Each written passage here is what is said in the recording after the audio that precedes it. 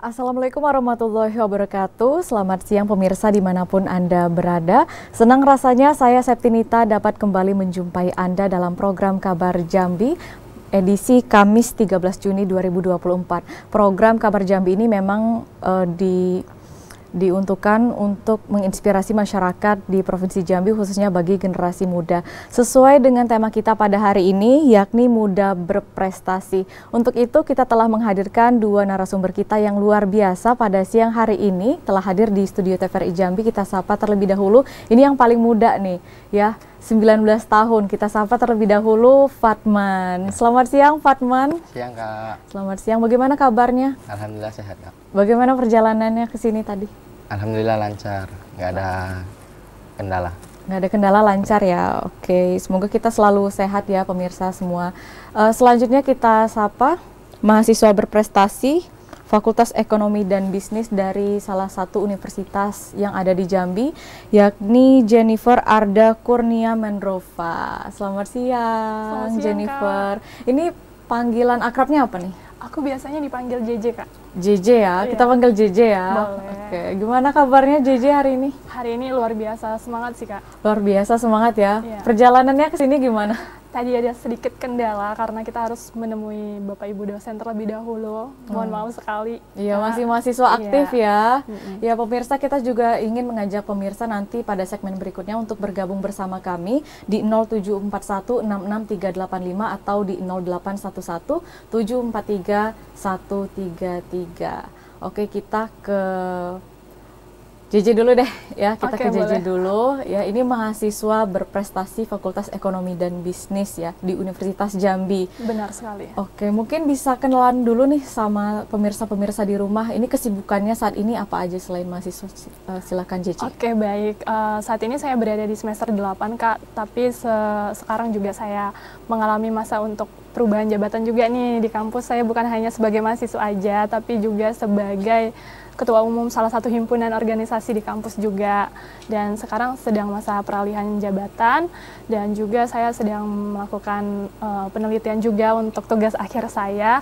Selain itu juga saya masih aktif untuk ingin mengikuti kegiatan perlombaan gitu, Kak. Oke, baik. Ini menarik sekali ya, Iya. mahasiswa aktif. Nah, apa sih yang melatar belakangi kamu sebagai mahasiswa aktif tidak hanya kuliah saja, tapi kamu mau mengikuti banyak kegiatan-kegiatan itu? Oke, baik.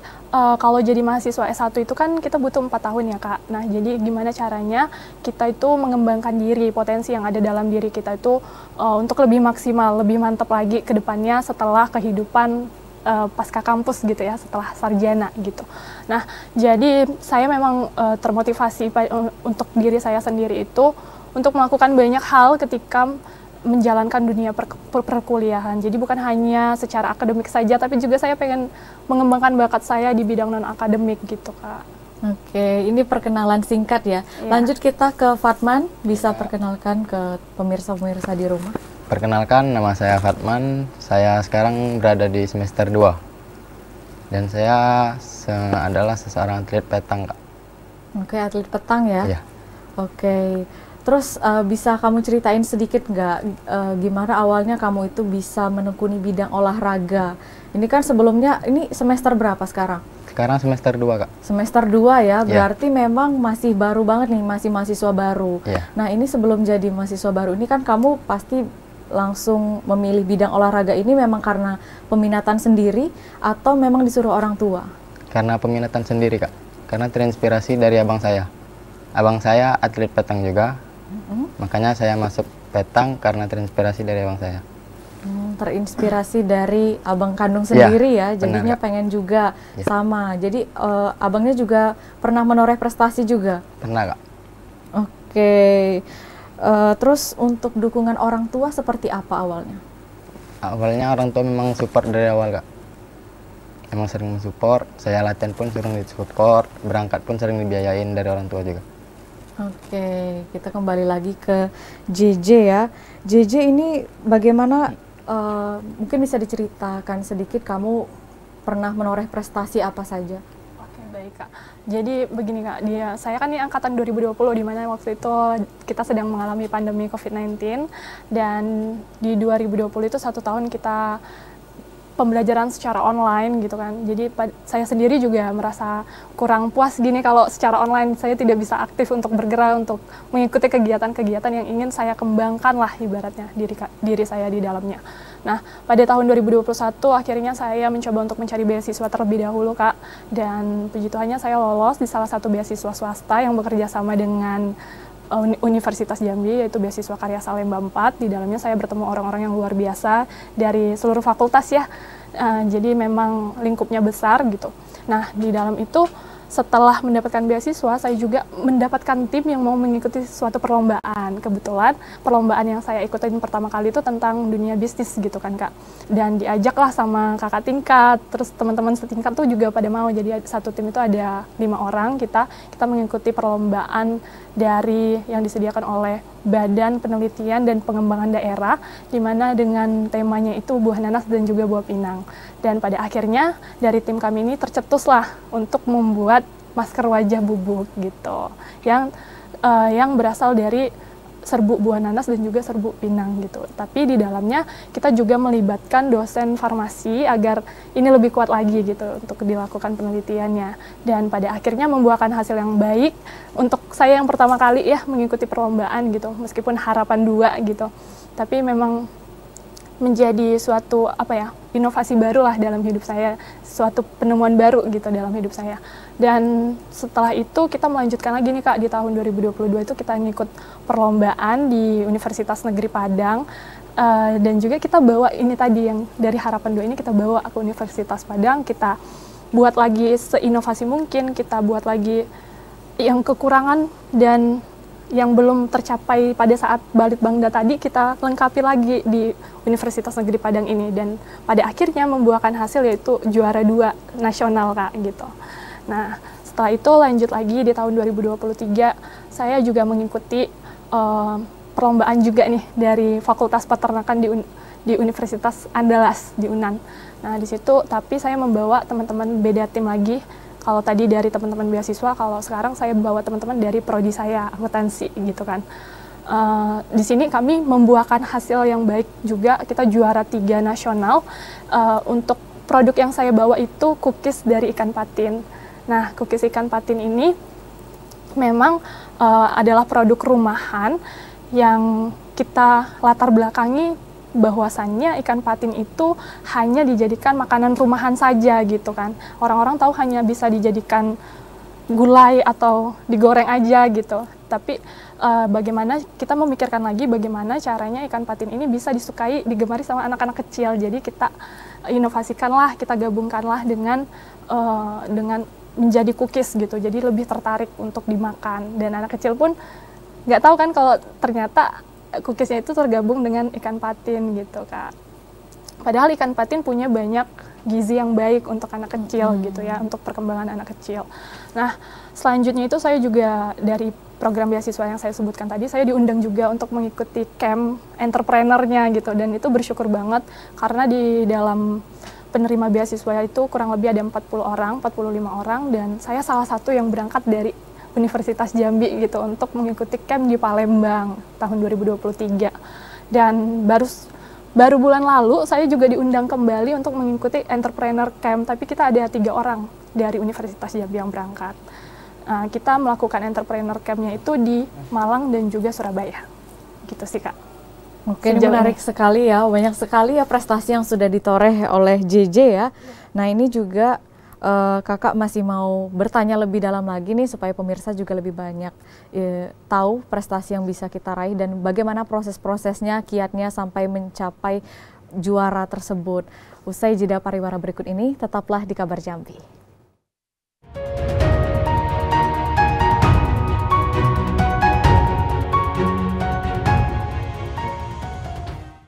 Terima kasih pemirsa, Anda masih bersama kami di program Kabar Jambi, dan kita masih bersama 2 orang narasumber kita yang luar biasa, yakni ada Fatman dan juga JJ. Tadi kita juga sudah mengulas perkenalan di awal untuk 2 narasumber kita, dan kita ingin kembali ke Fatman sekarang.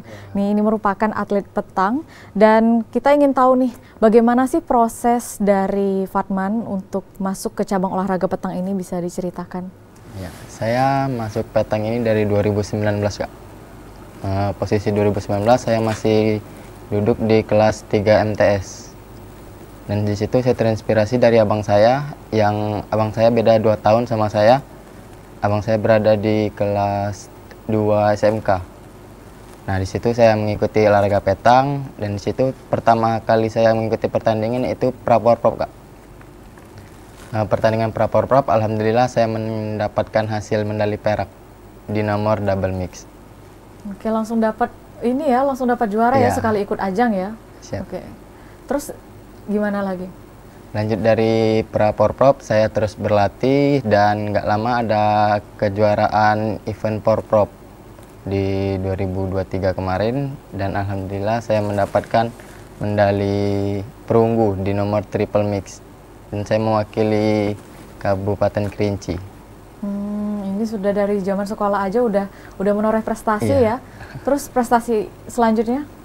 Nah, dari 2023 kan saya baru masuk ke kuliah, dan dari kuliah saya terus berlatih, dan awal mengikuti event di mahasiswa yaitu event di Palembang. Event di Palembang, dan di situ saya mendapatkan medali perunggu di nomor double mix dari habis Palembang, dan saya latihan terus agar ini biar mendapatkan hasil juara 1. Dan di event di Semarang baru saya mendapatkan hasil juara 1, Kak. Nah, ini yang paling menarik ya, dapat Iya. juara 1 ini tahun 2024 ya, yang Ya, di diselenggarakan 2024 kapan? tanggal 26 Juni kemarin. 26 Mei. Ya, Iya. 26 Mei. Berarti kita udah tahu nih informasinya, dapat juara 1 kejuaraan nasional untuk petang ya. Iya, di mahasiswa. Di Semarang. Wah, ini keren banget. Nah, untuk menjadi sebagai atlet ini, kamu perlu modal nggak? Seperti alat olahraga, mungkin ada alat-alat yang mungkin kamu harus punya sendiri. Di dalam olahraga petang ini ada alatnya, itu namanya bosi, Kak. Yang pertama bola besi, yang kedua bola kayu, yang ketiga ada circle. Dan situ butuh biaya sekitar 2 jutaan. Sekitar 2 jutaan ya? Iya. Jadi ini jadi atlet tidak selalu langsung latihan-latihan aja, tapi harus punya alat sendiri ya? Iya, Kak. Ini menarik sekali ya, lumayan ya untuk jadi atlet Iya. juga menghabiskan uang sekitar 2 jutaan.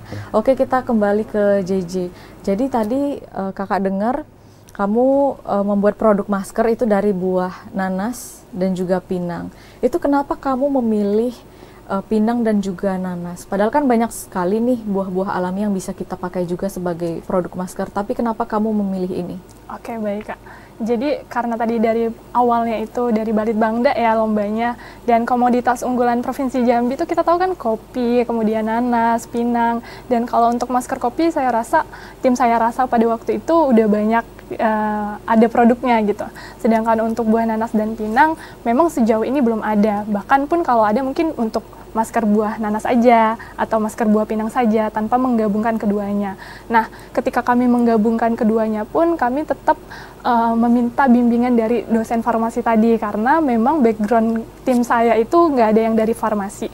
Jadi memang membutuhkan bantuan dan pendampingan dari dosen farmasi Unja. Untungnya ada kenalan gitu, Kak. Dan kita bisa saling kolaborasi dan bisa saling belajar juga dari beliau gitu kan. Nah, kemudian kami berniat untuk melanjutkan usaha ini. Caranya dengan apa? Kan kami mahasiswa, nggak punya pemasukan yang lebih gitu kan, Kak. Dan pada akhirnya kita memilih untuk mengikuti event perlombaan Business Plan Competition gitu. Nah, ketika memenangkan kejuaraan itu, lomba tersebut kita memperoleh dana masuk ya, Kak. Nah, itu kita gunakan dananya, memang bersepakat secara tim untuk menggunakan dana tersebut untuk pengembangan produksi lagi, kayak pembelian kemasan ataupun dari sisi marketingnya gitu. Jadi memang benar-benar ingin mengembangkan usaha ini gitu. Tapi belum secara meluas gitu. Mungkin masyarakat Jambi juga bahkan belum ada yang tahu nih dengan masker kita gitu. Oke, ini pemirsa ada contoh maskernya ya. Ini contoh maskernya. Ini udah dibawa, mungkin bisa dilihat ke kamera. Ini masker dari bahan buah nanas dan juga pinang. Ini menarik sekali. Ini fungsinya apa aja nih? Jadi itu fungsinya untuk menghilangkan bekas jerawat bisa Kak, dan juga untuk menghilangkan kekusaman pada wajah, bisa juga melembabkan kulit wajah gitu Kak. Banyak sekali manfaatnya ya. Iya Kak.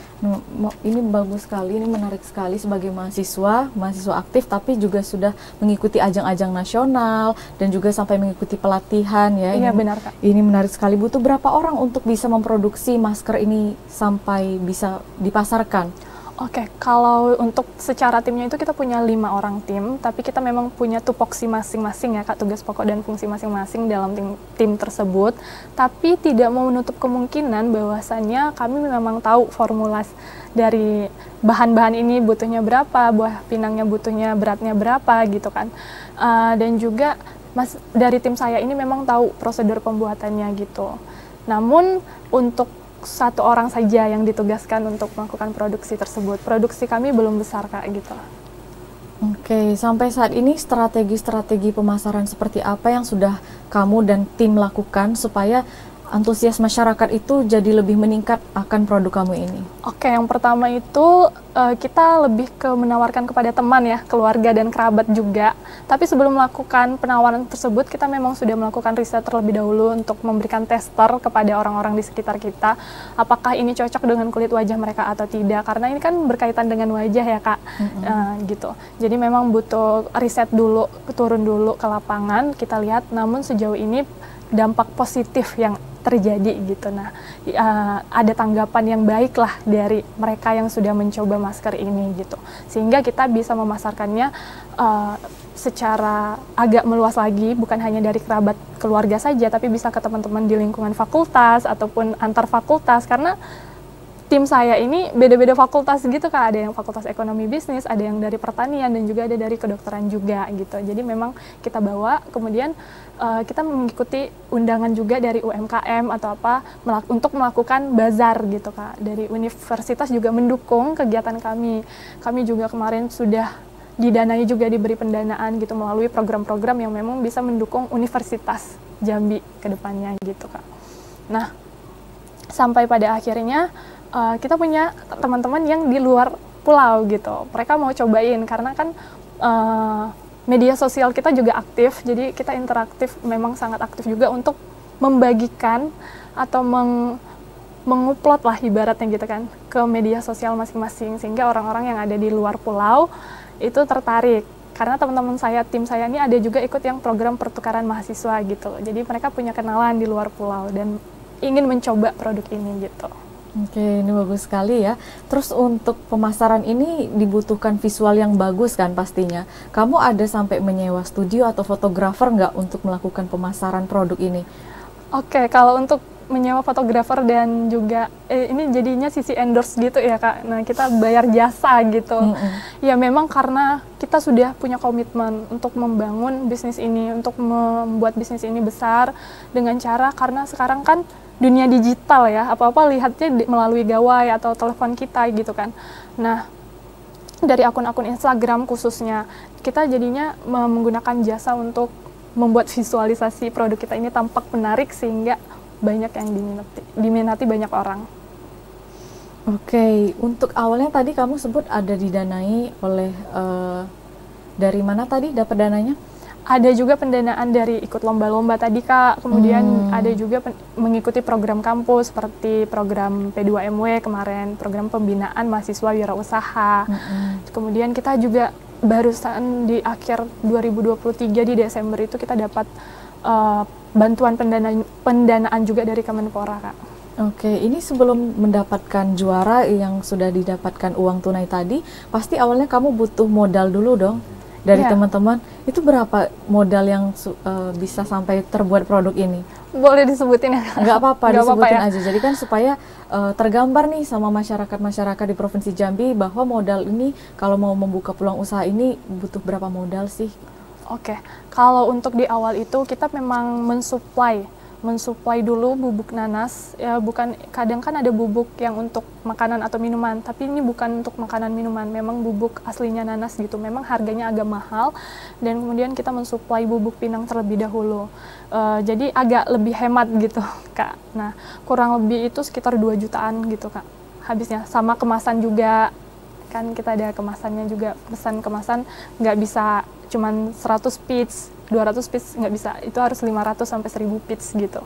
Jadi memang agak berat, tapi karena udah niat tadi, kita coba dari hal-hal kecil dulu lah, yang sedikit demi sedikit, nanti kita melakukan strategi pemasaran tadi, jadi ada masukan juga gitu.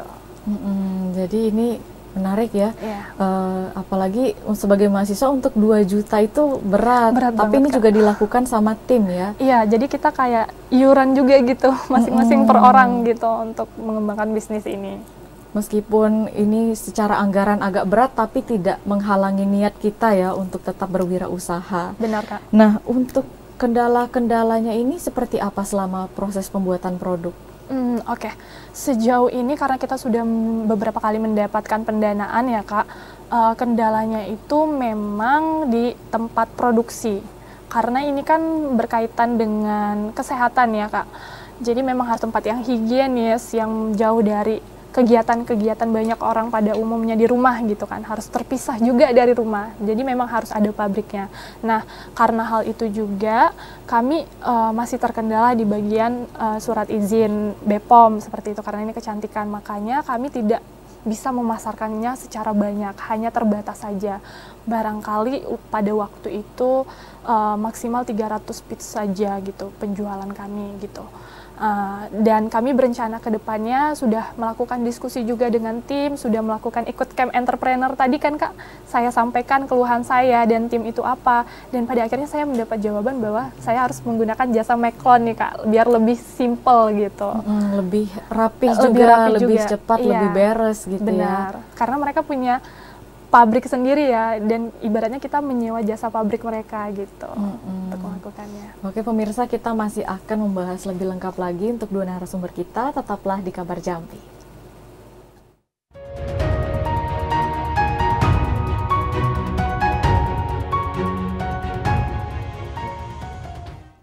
Terima kasih pemirsa, Anda masih bersama kami di program Kabar Jambi, dan kita masih bersama 2 narasumber kita yang luar biasa, ada JJ dan juga Fatman. Di segmen ini kita juga membuka untuk masyarakat Provinsi Jambi yang ingin memberikan masukan, saran, dan juga pertanyaan bagi 2 narasumber kita, bisa di 0741663385 atau di 081174333133. Oke, kita ke Fatman nih. Ini berbicara tentang atlet petang ya. Kita belum tahu nih, ini latihannya berapa lama sebelum menjadi atlet ya, yang bisa meraih juara nasional ini, kejuaraan nasional ini seperti apa, dan latihannya berapa kali? Latihannya itu setiap hari, Kak, kecuali hari Minggu. Dari hari Senin latihannya itu ada 2 sesi. Dari pagi dari jam 7 sampai jam 10 dan istirahat dulu, baru dari jam 2 lanjut lagi sampai jam 6. Wah, ini lumayan ya, hampir memang seharian betul ya untuk menghabiskan waktu latihan ini. Oke, dan itu memang dilakukan rutin terus? Ya, kecuali hari Minggu. Kecuali hari Minggu, jadi bed restnya emang 1 hari aja ya, baru bisa tembus kejuaraan nasional ini. Wah, ini perlu latihan keras ya. Kemudian apa aja sih persiapan yang perlu dilakukan sebelum mengikuti ajang ini, selain persiapan fisik, latihan fisik? Sebelum latihan fisik juga butuh strategi, Kak. Strategi untuk bertanding, dan butuh jaga-jaga makanan agar biar badan sehat dan nggak boleh bergadang. Misalnya tidur, dijaga waktu tidurnya. Waktu tidurnya dijaga ya, jadi supaya tetap fit, tetap bugar. Apalagi kan olahraga petang ini juga olahraga berat ya. Iya, lumayan, Kak. Iya, olahraga berat. Selain itu, mental perlu nggak? Mental sangat perlu, Kak, di olahraga petang. Oke, kita ada penelpon masuk, kita sapa terlebih dahulu. Halo, selamat siang. Dengan siapa dan di mana?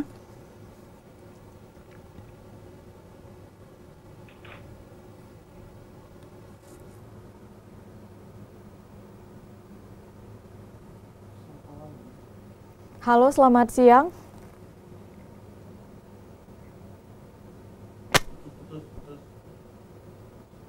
Ya, kami tidak dapat mendengarkan suaranya dengan jelas. Mungkin kita lanjut kembali ke Fatman ya. Iya, Kak. Oke, Fatman, untuk informasi-informasi yang kamu peroleh ini mengikuti ajang-ajang ini, itu kamu dapatnya dari kampus atau dari mana informasinya? Dari kampus, Kak. Murni dari kampus Iya. ya. Memang terus untuk sebelum masuk ke kejuaraan nasional ini, kamu mengikuti tahapan-tahapan seleksi seperti apa? Mungkin bisa diceritakan. Tahap-tahapan seleksinya ya latihan setiap hari gitu Kak. Nanti dari pas di latihan itu baru diseleksi sama pelatih. Diseleksi sama pelatih. Iya. Itu berapa orang yang diambil untuk bisa mengikuti kejuaraan nasional ini? Yang kejuaraan kemarin itu ada 8 putra 8 putri. Terus strategi dan teknik-teknik apa aja yang kamu pakai sehingga kamu bisa meraih kejuaraan nasional tadi yang di Semarang ini? Strateginya kita harus tenang dan harus rileks saat bermain. Latihan yang keras harus agar bisa terpilih. Oke, latihan terus ya, yang Iya, Kak. seperti diucapkan tadi emang dilakukan 6 kali seminggu dan itu juga istirahatnya cuma 1 jam. Iya, benar. Ya, singkat sekali ya. Terus tantangan terbesar menjadi seorang atlet ini apa? Tantangannya itu ya nggak bisa main sama teman gitu Kak. Biasa kan yang lain kan bisa main sama teman, yang ini waktu bermainnya kurang. Waktu bermain kurang, Iya. nggak apa-apa. Yang penting kita berprestasi. Iya benar Kak. Oke, kamu pernah mengalami kegagalan nggak sebelum mencapai kejuaraan nasional ini? Terus kalau kamu memang pernah mengalami kegagalan, bagaimana kamu bangkitnya?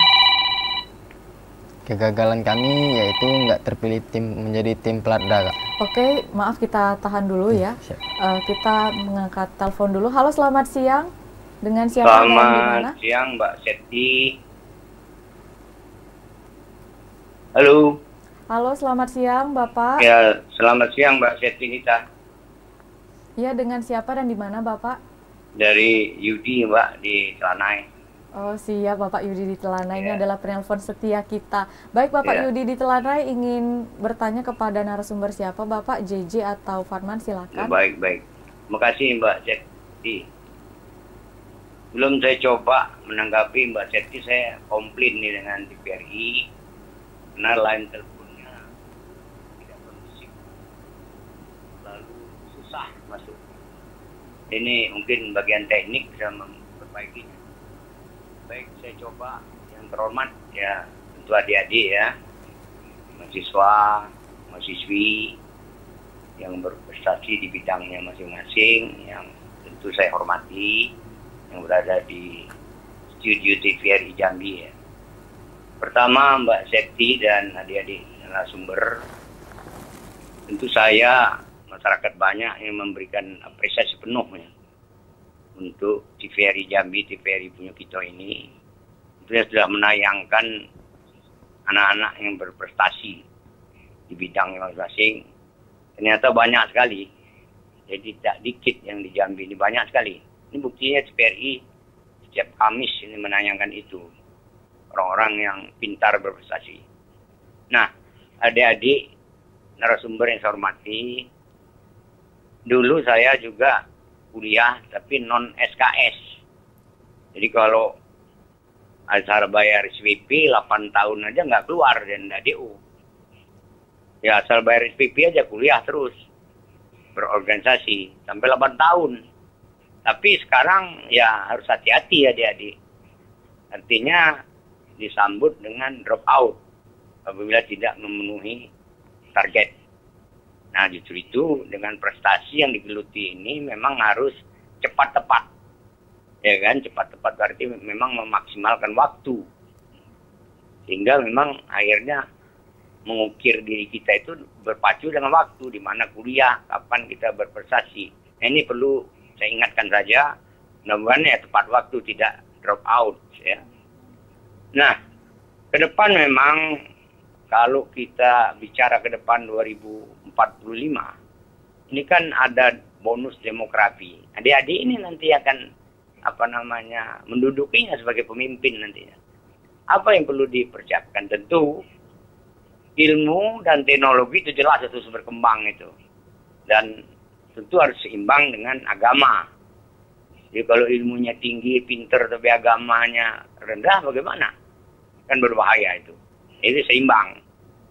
Nah, teknologi yang akan digeluti sekarang dan akan datang, tentu jangan adik-adik ini dibudaki. Paham kan maksudnya? Jangan dibudaki teknologi, tapi kita yang menguasai teknologi itu penting. Karena sudah eranya adik-adik, era teknologi. Nah sekarang manusia yang jujur, disiplin, pintar, itu menurut saya memang ya sulit mencarinya. Dan 2045 bonus demografi itu yang dicari. Yang mempunyai agamanya yang kuat, yang pintar, jujur, disiplin, ya negara maju nanti 2045. Jadi harapannya memang persoalan-persoalan adik-adik ini ya seperti perguruan tinggi, pemerintah, swasta, siapapun, orang tuanya, memang harus mendorong terhadap disiplin ilmu yang digeluti, bidang-bidang yang akan menjadi prestasi bagi dirinya, ya tentu itu harus didorong. Sehingga kalau didorong ya 2045 nanti dia siap untuk memimpin. Itu tugas pemerintah, tugas universitasnya, tugas-tugas daripada perusahaan-perusahaan yang bisa peduli. Nah kalau udah didorong gitu nanti datang juga bonus demografi 2045. Ya kan bagaimana kalau udah siap? Ini persiapannya TPRI sudah mempersiapkan ruang. Tapi bagaimana dengan instansi-instansi terkait lainnya? Jadi ini yang perlu Mbak Septinita, undang-undangnya adik-adik ini saya harapkan memang ada keseimbangan, teknologinya kuat, agamanya kuat, disiplinnya kuat, itu yang penting. Itu yang akan diterima di bonus demografi 2045 akan datang. Terima kasih Mbak Septinita, kita doakan semoga adik-adik ini bisa menduduki jabatan nanti di 2045 di negara maju kita. Amin, amin. Terima kasih wabillahi taufiq wal hidayah. Wassalamualaikum warahmatullahi wabarakatuh. Waalaikumsalam, terima kasih kepada Bapak Yudi di Telana yang telah memberikan masukan dan saran ya untuk narasumber kita yang luar biasa yang sudah hadir pada siang hari ini. Apalagi tadi Bapak Yudi sempat mengatakan kalau kita kuliah itu jangan sampai drop out. Nah ini kakak mau tanya sama JJ deh, ini gimana sih tips dan triknya JJ, apalagi udah semester 8 ya, udah bener-bener mau sidang ya, udah mau selesai. Nah tips dan trik nih untuk teman-teman mahasiswa di sana, bagaimana caranya kita sebagai mahasiswa tidak mengesampingkan perkuliahan di tengah kita kesibukan tetap mengikuti ajang, organisasi, dan juga masih banyak lomba yang kita ikuti tadi. Oke, baik Kak. Kalau saya pribadi, itu memang tujuan awal saya datang ke Jambi ataupun Universitas Jambi adalah untuk berkuliah, untuk mendapatkan ilmu ya Kak. Dan sebenarnya ilmu ini bisa kita dapatkan dari mana saja, tapi memang kuliah itu untuk mengubah mindset kita, mengubah pemikiran kita untuk lebih bertumbuh ke depannya. Nah, saya pribadi, tujuan saya memang kuliah. Saya buat to-do list dulu terlebih dahulu, misalnya kemarin waktu saya tengah sibuk sekali untuk organisasi, kemudian mengikuti ajang lomba-lomba yang disediakan oleh banyak pihak gitu kan. Tapi saya tetap memprioritaskan perkuliahan saya karena saya kembali lagi nih ke orang tua, ada orang tua yang membiayai saya. Saya agak kasihan juga dengan orang tua kalau saya harus berlama-lama di universitas gitu kan. Jadi memang mengejar target itu memang perlu, tapi kita harus buat pengukurannya, harus buat listnya, mana yang skala prioritas mana yang lebih memang harus kita lakukan terlebih dahulu. Urgensinya yang mana yang harus kita cepat selesaikan terlebih dahulu. Apabila kita aktif berorganisasi, kita lihat dulu, kita ini dibutuhkan tuh sebagai apa sih di organisasi tersebut. Apakah kita sebagai narasumber, apakah kita sebagai moderatornya, atau sebagai peserta biasa aja. Kalau memang sebagai peserta biasa, kita bisa untuk izin terlebih dahulu gitu kan, untuk mengikuti perkuliahan lah, karena kuliah ini memang kalau saya pribadi kuliah itu menjadi nomor satu. Tujuan awal saya adalah prioritas utama. Iya, tujuan saya adalah untuk berkuliah gitu. Dan kemudian saya bukan orang yang suka deadline gitu Kak untuk pengumpulan tugas. Bukan jadi, last minute ya, iya, bukan. Memang sudah mengerjakan jauh-jauh hari ya. Jadi memang sudah mempersiapkan, karena saya tahu saya bakal sibuk nih nanti, kadang tuh ada kegiatan mendadakan gitu dari organisasi. Jadi memang ketika dikasih tugas, tenggat waktunya sampai sekian, kalau bisa 2 hari sebelum tenggat waktu itu memang sudah harus dikumpul gitu. Dan sekarang juga saya kan udah di semester 8 nih Kak, yang sebenarnya memang ini udah bukan dapat cum laude lagi, tapi akan saya upayakan saya harus selesai di semester ini gitu. Dan saya juga berhasil untuk seminar di bulan awal bulan kemarin gitu kan. Jadi memang harus ada target dan harus ada motivasi, dorongan dari orang tua seperti yang Bapak Yudi bilang tadi, dorongan dari teman-teman lingkup sekitar kita, memang harus orang-orang yang berdampak positif gitu. Memang orang-orang yang harus membangun kita tumbuh ke depannya.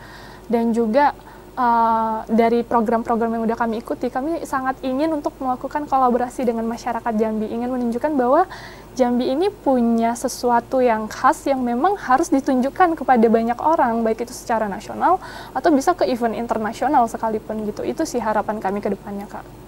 Wah, ini menarik sekali ya. Kita lanjut ke Fatman. Kalau dari Fatman sendiri, bagaimana kiat-kiat, tips dan triknya untuk mahasiswa-mahasiswa di luar sana? Apalagi Fatman ini kan baru semester 2 ya, masih bisa mengatur lebih banyak lah bagaimana supaya tetap tidak mengesampingkan kuliah, tapi tetap bisa mengikuti ajang lomba dengan aktif dan organisasi lain.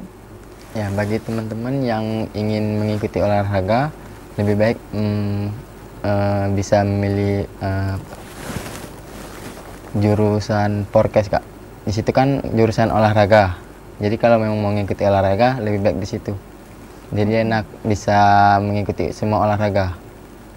Iya, maksudnya supaya kita tidak mengesampingkan kuliah, bagaimana kiat-kiatnya, seperti apa?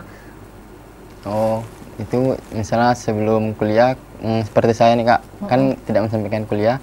Saya sebelum pergi kuliah, latihan dulu. Nanti jadi dimaksimalkan ya, tidak mengganggu waktu kuliah ya. Nanti setelah latihan, misalnya ada MK kuliah, baru saya kuliah. Selesai kuliah, selesai kuliah, baru saya lanjut latihan, Kak. Lanjut latihan lagi. Iya. Oke, kita kembali lagi ke JJ. JJ ini awalnya ini keren banget ya, torehan prestasinya juga banyak banget. Ini kalau kakak lihat bukan cuma kejuaraan tingkat provinsi, tingkat universitas saja, tapi juga tingkat universitas di luar ya, di luar daerah, sudah sampai mengikuti kelas pelatihan juga. Nah, ini sebenarnya terinspirasi dari siapa sih? Oke, kalau untuk inspirasi sendiri tuh, saya punya mentor, Kak. Kebetulan sama satu fakultas juga, tapi beda prodi. Mentor saya ini orangnya aktif. Ini ketemunya di tempat beasiswa juga sih. Mentor saya ini aktif dan dia bisa menyalurkan energi positif gitu, bisa mendorong, memotivasi kita untuk lebih maju ke depannya.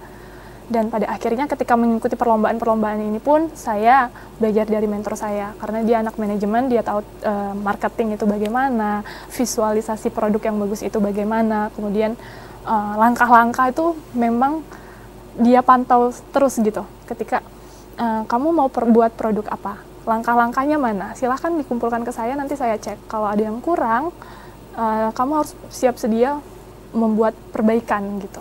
Jadi memang dipantau, didampingi. Jadi bukan hanya seolah-olah dari jauh nyuruh kayak gini gitu. Kamu harus gini-gini ya JJ, ini nggak bagus nih, ubah gitu. Enggak. Tapi beliau memang mengajarkan, ini caranya begini. Coba kamu buka jurnal ini, kamu cari, harus berdasarkan risetnya terlebih dahulu.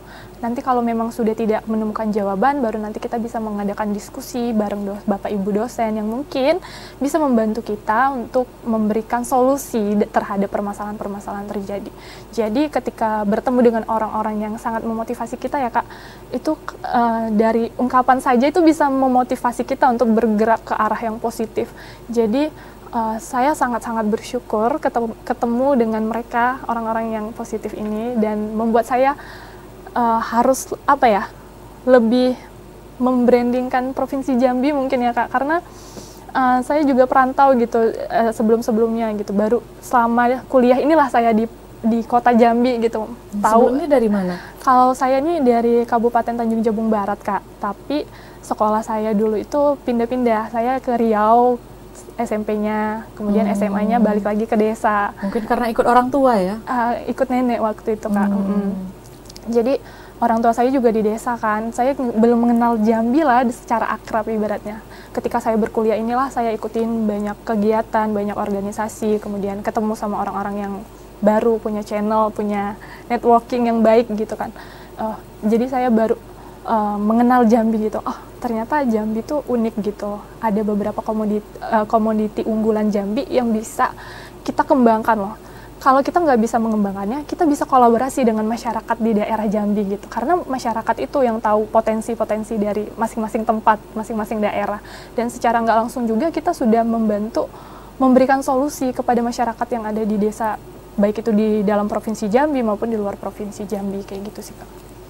Ini juga Kak, ya, yang Kakak dapat ini kamu pernah meraih top 10 lomba desain poster nasional Jambi Sumatera Accounting Competition. Nah, ini kamu selain berwirausaha, kamu juga bisa mendesain ya? Kebetulan desain itu masih belajar sih Kak, tapi memberanikan diri untuk mengikuti lomba desain. Jadi memang karena visualisasi digital itu perlu ya tadi. Saya ingin belajar hal tersebut, barangkali nanti ilmu yang saya pelajari sekarang itu bisa berguna ketika memasuki dunia pekerjaan atau setelah selesai berkuliah S1 gitu.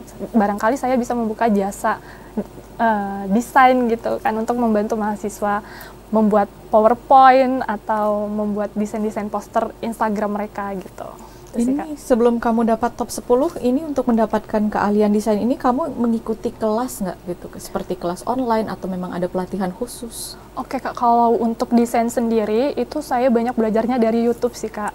Belajar dari sendiri YouTube. Ya? Iya. Otodidak aja ya, Iya. tanpa dibimbing sama mentor atau apa seperti tadi? Iya, belum ada Kak, karena memang itu, karena saya kan online, jadi nggak tahu nih harus belajar di mana. Terus setelah SMA tuh bingung waktu itu saya harus ngapain gitu, karena saya sempat gagal beberapa kali gitu. Masuk Universitas Jambi juga saya gagal, jadi saya gap year 2 tahun gitu Kak. Oh, kamu gap year 2 tahun, Iya. tapi tidak menyurutkan semangat kamu ya? Iya. Kamu ketika masuk perkuliahan langsung kamu benar-benar lari, Iya. dan torehan prestasinya begitu banyak ya? Iya Kak, karena saya cuma punya kesempatan 4 tahun ibaratnya untuk mengembangkan semua yang selama ini terpendam lah dalam diri saya gitu.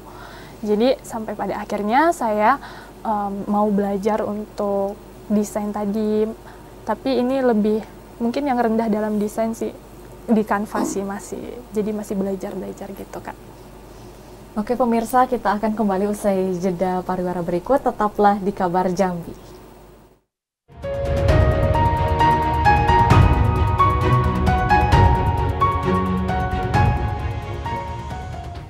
Ya pemirsa, terima kasih Anda kembali bergabung bersama kami di Kabar Jambi, dan tidak terasa kita sudah berada dalam segmen terakhir, yaitu kita akan meminta closing statement dari kedua narasumber kita yang hadir pada siang hari ini.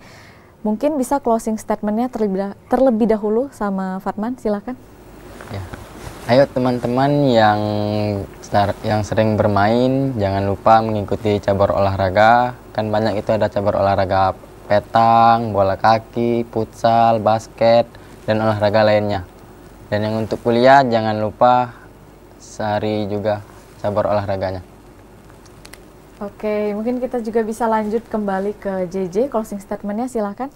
Oke, baik teman-teman, untuk teman-teman mahasiswa yang ada di luar sana, saya yakin dan percaya teman-teman punya bakat dan juga potensi di dalam diri teman-teman. Silakan untuk dikembangkan, tapi tidak juga melupakan tujuan awal teman-teman datang ke suatu instansi atau universitas, yaitu untuk melanjutkan perkuliahan dunia pendidikan. Silakan untuk diselesaikan dengan tepat waktu. Saya yakin dan percaya ketika kita, lebih baik kita itu muda merasa capek dan mengeluh saat kita bermanfaat kepada banyak orang, daripada saat kita tua nanti kita baru sadar dan mengeluh bahwasanya kenapa ya saya sewaktu muda dulu tidak bermanfaat dan produktif untuk membantu banyak orang gitu. Itu aja sih Kak.